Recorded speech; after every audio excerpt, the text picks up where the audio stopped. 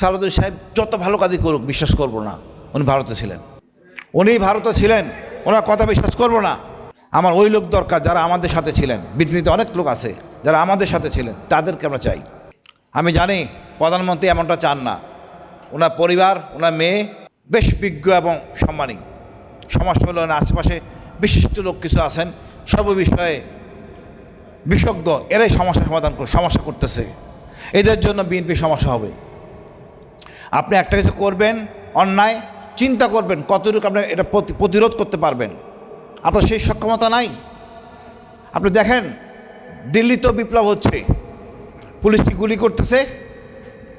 করে নাই। ওরাকে আয়নাঘর বানাইছে? করে নাই। ওরাকে গুম খুন করছে? করে নাই। কিন্তু আমাদের হাসিনা সব কিছু পার হয়ে গেছে। আপনি সেই দিকে যাচ্ছেন।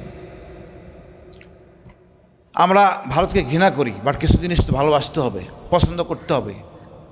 পুলিশ দিয়ে মারধর করতেছে, ঠিক আছে, গুলি তো করেন। যেইভাবে আপনারা গুলি করছেন, যেইভাবে কলঙ্কিত করছেন সেনাবাহিনীকে, গোয়েন্দাকে, পুলিশকে, র্যাবকে, এবার হেলিকপ্টার ব্যবহার করছেন বিপ্লবীদের বিরুদ্ধে, যারা কোনো অস্ত্র হাতে ছিল না, লাঠি ছিল।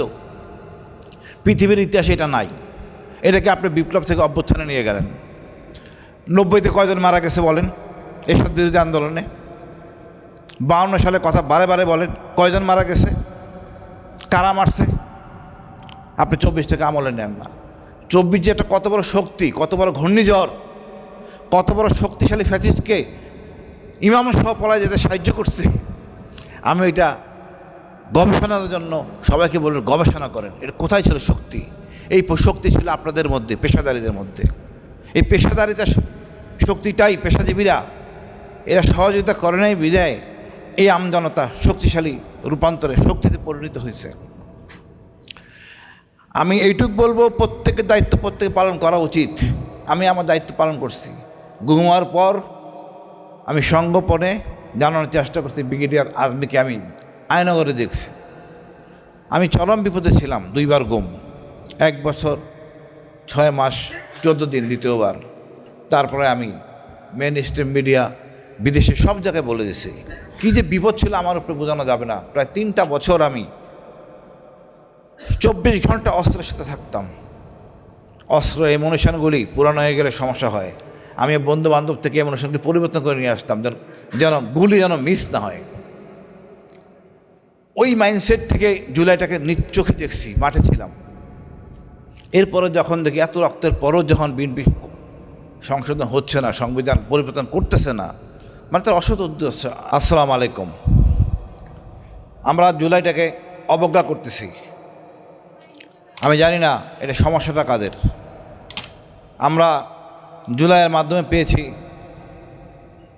জুলাই সনদ।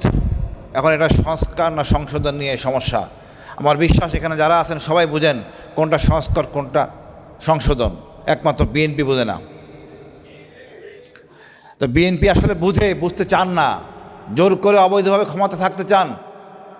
ওনাদের হাসিনাকে দেখে শিক্ষা হয় নাই, অসৎ উদ্দেশ্য আছে। কারা এরা? সালাউদ্দিন সাহেব যত ভালো কাজই করুক বিশ্বাস করব না উনি ভারতে ছিলেন। উনি ভারতে ছিলেন, ওনার কথা বিশ্বাস করব না। আমার ওই লোক দরকার যারা আমাদের সাথে ছিলেন। বিএনপিতে অনেক লোক আছে যারা আমাদের সাথে ছিলেন, তাদেরকে আমরা চাই।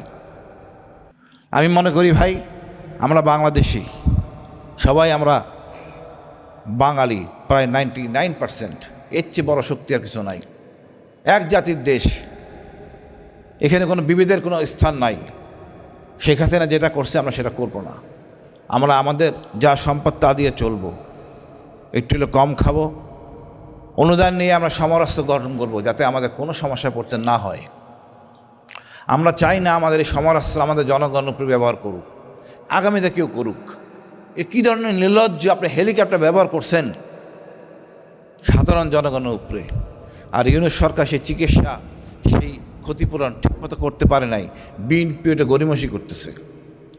এটা চেয়ে নির্লজ্জ কিছু হইতে পারে না। আমরা সবাইকে বলবো আমরা ঐক্যবদ্ধ হই, ন্যায় বিচার ইনসাফ কায়েম করি। সকল আধিপত্যের মুক্ত আমরা বাংলাদেশ চাই। আমার তা নিয়ে আমি চলবো, কারো কথা শুনবো না। এটা মাথা উঁচু করে দাঁড়াবো। আপনি ভাবুন, ব্রিটিশ আমলে 47 আগ পর্যন্ত ব্রিটিশ আইনে বিচার হয়েছে, সেই আইনটাই রয়ে গেছে। পাকিস্তান চালাইছে, অর্থাৎ আইন রয়ে গেছে, শাসক পরিবর্তন হয়েছে। ব্রিটিশ শাসন করতে চিন্তা করতো, এরা তো অন্য দেশের লোক, কালো লোক, ইন্ডিয়ান, চিন্তা করে কথা বলতো, কিন্তু আমাদের স্বদেশীরা এ তো ইচ্ছা মতো ব্যবহার করছে। তা আমাদের এই আইন দরকার নাই, পুরো ব্রিটিশ আইন পরিবর্তন করতে হবে, সংবিধান আমূল পরিবর্তন করে জনগণের সংবিধান বানাইতে হবে। আমরা সবাই ঐক্যবদ্ধ হয়ে কাজ করব।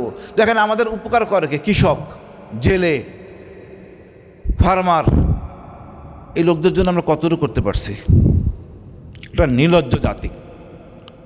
একটা লোকও প্রতিবাদ করে নাই, হাসিনাকে বলে না এটা করা ঠিক হবে না। এখন সময় হয়েছে আমরা সবাই একটু বেশি কথা বলবো, দেশের কল্যাণে কাজ করব, দেশ নিয়ে গবেষণা করব। আপনাদের অশেষ ধন্যবাদ, কষ্ট করে শোনার জন্য ক্ষমা করবেন। ধন্যবাদ। আসসালামু আলাইকুম। ক্ষমতা আসলেন, তারা এসে কিভাবে আপনার এই জুলাইকে অস্বীকার করতে পারে, তার বিস্তারিত বর্ণনা সেক্রেটারি জেনারেল দিয়েছে। আমার কাছে খারাপ লাগে, আমার বাসা মোহাম্মদপুরে।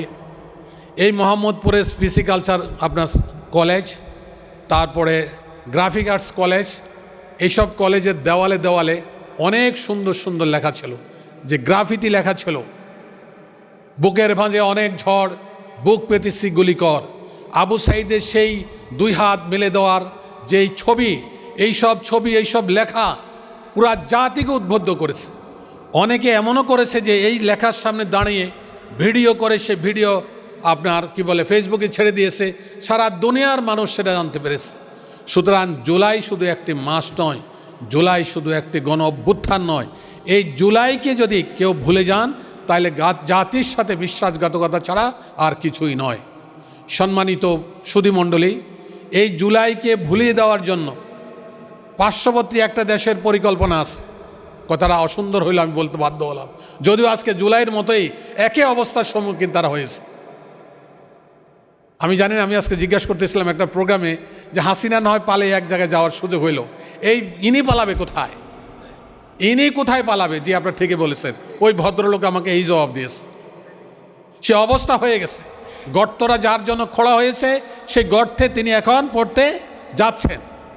সুতরাং আমরা যারা সুধী সমাজ আছি, বিজ্ঞজন আছি, সিভিল সোসাইটি আছি, আমাদের অনেক ইন্টারাকশান আছে, সুযোগ আছে সোসাইটির মানুষকে কথা বলার।